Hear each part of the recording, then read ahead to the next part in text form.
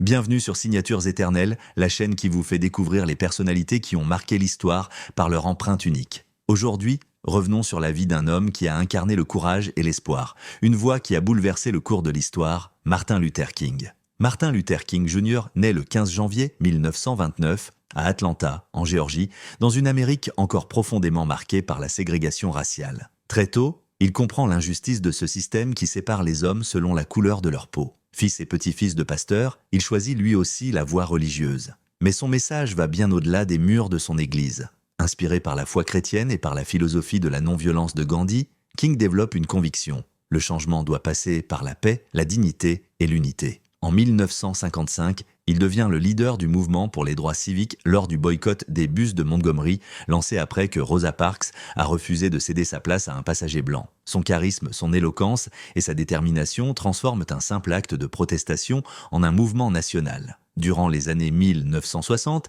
King organise des marches, des manifestations et des discours qui galvanisent les foules. Son objectif, mettre fin à la ségrégation, obtenir l'égalité des droits civiques et briser les chaînes de la discrimination. Le moment le plus marquant de sa vie survient le 28 août 1963 lors de la marche sur Washington.